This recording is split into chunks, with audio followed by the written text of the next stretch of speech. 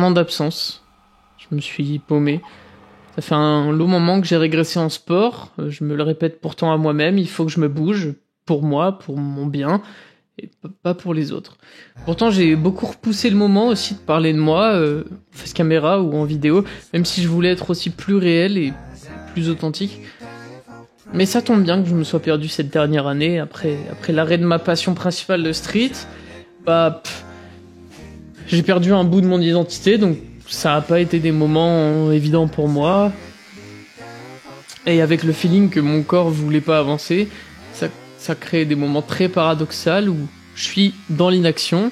J'ai hâte de tout casser, je bouillonne d'idées et pourtant je suis certain de ne rien pouvoir faire. Et ça, c'était trop frustrant. Alors j'ai essayé de me retrouver dans d'autres passions, la cuisine, un peu, le gaming, un peu trop, l'ingénierie béton. C'est mon taf, mais c'est aussi quelque chose qui me plaît beaucoup. Et j'avais aussi cette idée de construire une relation saine qui était importante pour moi. Mais maintenant, je veux avancer.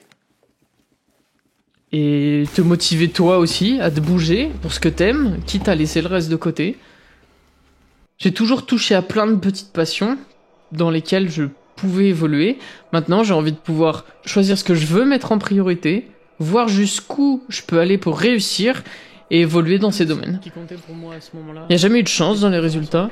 Soit je faisais rien pour réussir et j'échouais, soit je travaillais pour réussir et je réussissais plus ou moins bien, suivant les sujets, mais il n'y a jamais eu de chance, alors je vais travailler. Mais on va prendre un peu de temps pour revenir sur cette dernière année et comment j'en suis arrivé là. En mars dernier, j'ai raté ma qualification pour les championnats de France de street workout.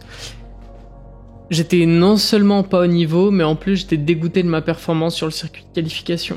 Et je l'ai jamais dit à personne, mais sur ce circuit, à l'entraînement, j'ai vomi pour la première fois. Je veux dire, j'ai vomi à l'entraînement pour la première fois. J'arrivais vraiment pas à me calmer, que ce soit mon cœur ou ma respiration, j'étais vraiment au bout. Du coup, après ça, j'essaye de reprendre un peu plus tranquillement les entraînements, mais en mettant le focus sur des performances personnelles que j'aimerais acquérir, tu vois.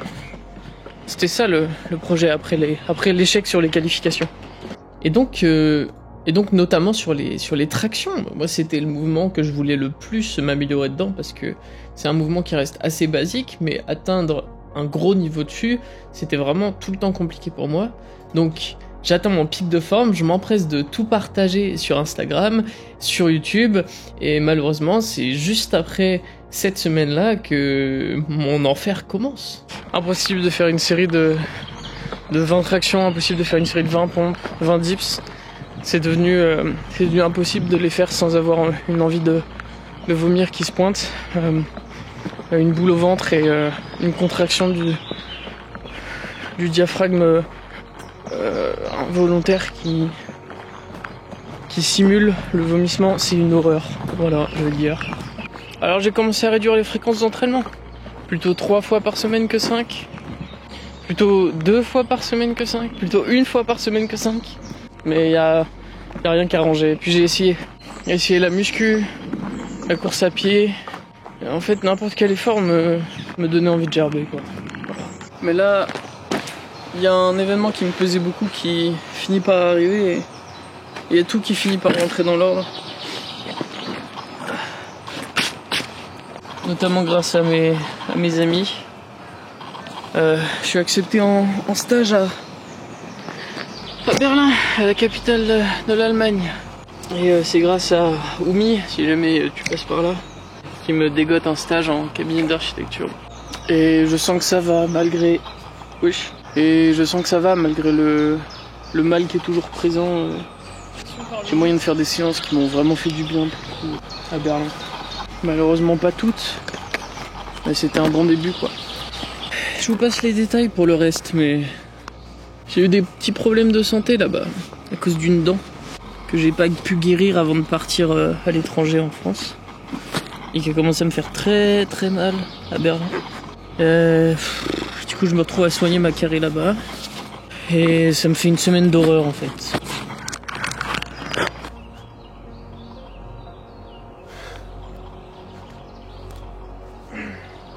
Les soins ont été terribles et je me suis chopé une infection à la carie, une infection à la gencive. Et ça a été la fin de faire des efforts pour moi. Je pense que cette semaine elle m'a un peu tué. Les amis avec qui j'étais sur place ont pu témoigner de ce meurtre. Après j'ai plus rien fait, je suis resté dans l'appart qu'on louait pour les 3 mois et c'était tout. Donc c'était un peu rude, mais j'ai fini par rentrer à Paris en espérant que le voyage et le changement d'environnement une fois encore résoudre mes problèmes. Mais le problème c'était pas l'environnement extérieur, c'est l'environnement intérieur. Dis bonjour à la caméra. Faut pas que je t'écrase, tiens.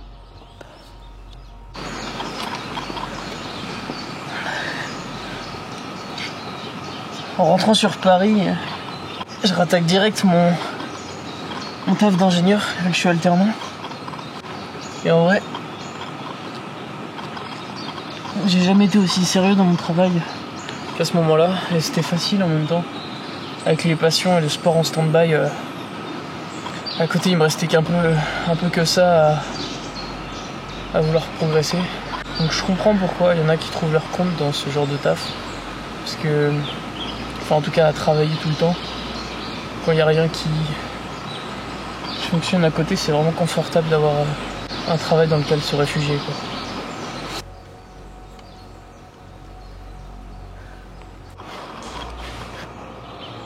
Pourtant j'ai peur, moi. J'ai peur de plus me développer, d'atteindre un plafond. Pourtant c'est normal qu'au début la courbe de progression soit exponentielle, si je puis dire, mais plus. Alors qu'en vrai, une courbe de progression, ça ressemble plus à un logarithme qu'autre chose. Tout de suite une courbe logarithmique pour mes très peu matheux d'entre vous. Moi j'ai envie d'apprendre un peu plus de tout. Et pas de m'arrêter là. En janvier de cette année, il y a Riles qui a sorti son album. C'était une vraie claque pour moi. Il y a beaucoup de sons qui me parlaient, mais surtout son survival. Une histoire de revenir de l'enfer. Alors que je suis encore en plein dedans. J'ai hâte d'en revenir de cet enfer. Du coup il fallait que je reconstruise mon environnement. C'est pour ça que quand je suis rentré à Paris et que mes parents m'ont aidé à emménager, fallait que je change un peu mon environnement pour trouver quelque chose qui m'aille un peu plus, pour lequel je me sentais mieux dedans et où mes passions avaient plus de place, où mes passions pouvaient prendre plus de place. Du coup j'ai ramené pas mal de meubles ou trucs que j'avais quand j'étais à Bourges ou quand j'ai commencé ma chaîne YouTube. J'étais à Bourges, donc pour essayer de revenir dans cet environnement là qui m'avait fait commencer un peu tout. Mais ça a pas si bien marché, hein, vu que on est en avril là. Enfin bref.